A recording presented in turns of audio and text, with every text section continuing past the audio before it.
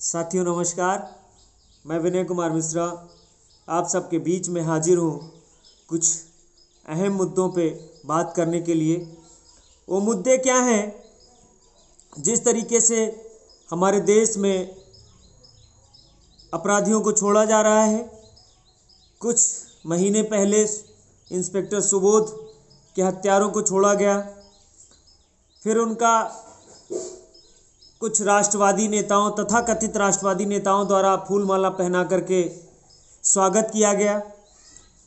उसके उपरांत अभी गुजरात में हाल ही में बिल्किस बानो केस में, जो बिल्किस बानो गर्भवती महिला थी, उसका बलात्कार किया, उसकी 3 साल की बेटी को बलात्कार के बाद पटक के मार दिया। उन 11 अपराधियों को भी छोड़ दिया गया। और अभी 1-2 दिन की घटना है, पूर्व प्रधानमंत्री स्वर्गीय राजीव गांधी जी के हत्यारों को भी छोड़ दिया गया। दोस्तों, यह कोई सामान्य घटना नहीं है। बहुत जघन्य अपराध, आतंकवाद की घटना है, जिसमें एक प्रधानमंत्री की जान गई, किसी महिला का बलात्कार हुआ, उसकी बिटिया को बलात्कार के बाद पटक के मार दिया जाता है, किसी गस्टेड अफसर दरोगा को मारने वालों को छोड़ दिया जाता है, फिर उसकी फूलमाला पहना के स्वागत किया जाता है। गुजरात में तो बिल्किस बानो केस में भाजपा के एक तथाकथित राष्ट्रवादी विधायक ने यह भी कह दिया कि ये सब संस्कारी है। ये सारी घटनाएं आम बात नहीं है, ये एक सोची समझी रणनीति है देश को ऐसे माहौल में ले जाने का जिसमें अराजकता हो, जिसमें गंदगी हो और लोग उसको एक्सेप्ट करें। ऐसे बाबा अभी छोड़े गए हैं राम रहीम पेरोल पे, जिनके ऊपर बलात्कार, हत्या जैसे जघन्य अपराध के मामले दर्ज हैं, और उनको छोड़ के उनको अपना प्रवचन करने के लिए छोड़ दिया जाता है कि तुम जाओ और फिर से लोगों पे इम्पैक्ट करो, फिर से लोगों को बेवकूफ़ बनाओ। जबकि एक सामान्य गांव का अगर छोटे से छोटे केस में कोई अपराधी अपराध करता है तो उसका सालों साल तक जमानत नहीं होता। ऐसा क्यों हो रहा है मैं नहीं जानता, लेकिन इतना ज़रूर जानता हूं कि यह सब घटनाएं उन अपराधियों के मनोबल को निश्चित तौर पे बढ़ाएंगी जो अपराध करने की सोच रहे हैं लेकिन कानून से डरते हैं। लेकिन वो कानून से कब तक डरेंगे? जब उनको ये विश्वास हो जाएगा कि नहीं, हमारा फला नेता, हमारा फला पार्टी का फला नेता, हम चाहे जितना बड़ा अपराध करेंगे हमको छुड़ा लेगा, तो वो डरेगा नहीं, फिर वो अपराध करेगा।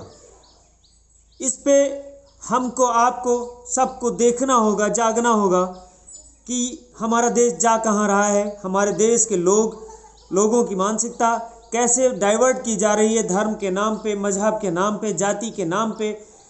ऐसे लोगों से मुझे तो घिन आती है। आपको आती है कि नहीं आती मैं नहीं जानता। मैं किसी भी तरह के अपराध की निंदा करता हूं और उसको सपोर्ट नहीं करता हूं, वो चाहे जिस तरह के अपराध हो, चाहे छोटा अपराध हो, चाहे बड़ा अपराध हो। दोस्तों, देश में बहुत बड़ी बड़ी समस्याएं हैं। देश के तमाम पूंजीपति देश के तमाम बैंकों से कर्जा लेकर के विदेश भाग गए। हर चुनाव के पहले ये होता है कि बस अब उनको लाने वाले हैं, वो कब चलेंगे कब नहीं चलेंगे कुछ नहीं पता, कब आएंगे कब नहीं आएंगे, लेकिन ये चुनावी मुद्दा ज़रूर बन जाता है। देश में काला धन का मुद्दा आया, लेकिन अभी तक कितना काला धन वापस आया कुछ पता नहीं। नोटबंदी हुआ, सैकड़ों लोगों की जानें गईं, उससे कितना फ़ायदा हो कोई पता नहीं। बल्कि अब तो ये भी पता लग रहा है कि जितने नोट छापे थे 2000 के, या जितने नोट नए छापे गए थे, उससे 2 गुना नोट बाज़ार में उपलब्ध हैं। कहाँ से उपलब्ध हैं, किसने उपलब्ध करवाया, ये सरकार का काम है। पंजाब में अभी हाल ही में हमने कई जगह देखा कि फिर से खालिस्तान के नारे लग रहे हैं, वहाँ के झंडे देखे मैंने खालिस्तान के। वहाँ की जो तथाकथित राष्ट्रवादी पार्टी एक अभी जल्दी उपजी अन्ना आंदोलन से, उसके बाद उसने झूठे सब्ज बाग दिखा करके और उस पर कब्जा किया पंजाब पे, पहले दिल्ली पे फिर पंजाब पे। उनकी सरकार है, केंद्र में जिसकी सरकार है वो हाथ पे हाथ धरे बैठा है, और जिसकी सरकार पंजाब में है वो भी हाथ पे हाथ धरे बैठा है। क्या कर रहा है कोई पता नहीं। दोस्तों, हमको आपको सोचना होगा, इस देश को हमारे पुरखों ने बहुत ही कुर्बानी के बाद आज़ाद कराया था। इस देश में कुछ भी नहीं था, सुई से लेकर के हवाई जहाज़ तक और तोप तक, मिसाइलें, सारी व्यवस्थाएं बनाई गई लोगों के लिए कि लोगों की सुविधा हो सके, लोगों को ये सुविधाएं मिल सकें। तमाम इंडस्ट्री बनाए गए, तमाम बांध बनाए गए, तमाम परमाणु घर बनाए गए, तमाम बिजली घर बनाए गए, तमाम सारी चीज़ें बनाई गई, तमाम फैक्ट्रियां बनाई गई। लोग कर रहे थे, लेकिन अचानक लोगों के दिमाग में फिर से हिंदुत्ववाद और राष्ट्रवाद, इस तरह की भावनाएं जागी और उन्होंने एक अच्छे भले चलते फिरते देश को पंगु बना के रख दिया है, बंधनों में बांध दिया है।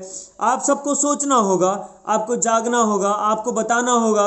इस देश के हम युवा हैं, हमको तो ज़रूरी है कि हम हर मुद्दे पे बात करें। जिस तरीके से महंगाई मुँह बाय खड़ी हुई है, लोगों का जीना दोभर हो गया है। एक वक्त की रोटी कैसे कमाते हैं, कैसे खाते हैं, कोई पता नहीं। 2000 रुपये और 5 किलो अनाज पे 2000 रुपये जो 3-4 महीने में देते हैं, 6000 रुपये सालाना, प्लस 5 किलो पर यूनिट जो अनाज दे देते हैं, जो पहले खाद्य सुरक्षा अधिनियम के तहत पहले की सरकारें लेके आई थी, उसी योजना के तहत है। लेकिन उसका जो है एहसान ये जताते हैं, चलिए कोई बात नहीं, लेकिन उससे किसी का काम चलने वाला नहीं है। क्या आप पूरे देश को मजदूर बनाना चाहते हैं? क्या आप पूरे देश को पंगु बनाना चाहते हैं? कैसी सोच है? आप को पढ़ाई विकसित करने के बजाय, विज्ञान विकसित करने के बजाय, लोगों की मानसिकता ब्राड करने के बजाय, बड़ा करने के बजाय आप उसको संकुचित और सिकोड़ते जा रहे हैं। ये समझ से परे है। ऐसा क्यों ये चाह रहे हैं मैं नहीं जानता। दोस्तों, आप सबको सोचना होगा, फिर से जागना होगा, फिर से हिंदुस्तान को जो गंगा जमुनी तहजीब है उसको लाना होगा और एक दूसरे से गले मिलाकर चलना होगा। इसकी शुरुआत आपको करनी होगी, अभी से करनी होगी, इसी समय से करनी होगी, क्योंकि भगवान हमारे पूजा घर की शोभा है, हमारे दिल की शोभाएं हैं। हम उनका अपने पूजा घर में पूजा करते हैं, अपने दिलों में बसाते हैं। लेकिन ऐसा नहीं है कि हम हर समय भगवान के नाम पे लोगों को ठगें और ठगे जाएं। हमको ये चीज़ चैतन्यता बनानी होगी। इसको कब बनेगा, हिंदुस्तान का युवा कब जागेगा, हम नहीं जानते हैं। अभी एक भारत जोड़ो यात्रा चल रही है, जिसमें गंगा जमुनी तहजीब की एक मिसाल पेश की जा रही है, लोगों से मिला जा रहा है, लोगों का दुख दर्द जाना जा रहा है। हम भी कुछ दिन में उसमें शामिल होंगे। जैसे उत्तर प्रदेश में यह यात्रा आएगी, मैं व्यक्तिगत तौर पे उसमें शामिल होऊंगा, क्योंकि पारिवारिक जिम्मेदारियां हैं। मैं शुरू से अंत तक तो नहीं शामिल हो पाया, लेकिन ज़रूर अपने प्रदेश में जब आएगी ये यात्रा तो मैं उसमें ज़रूर शामिल होऊंगा और इस देश में फिर से अमन, चैन, शांति बहाली के लिए भगवान से प्रार्थना करूंगा, आप सबसे प्रार्थना करूंगा। जय हिंद, जय भारत, जय युवा, जय देश।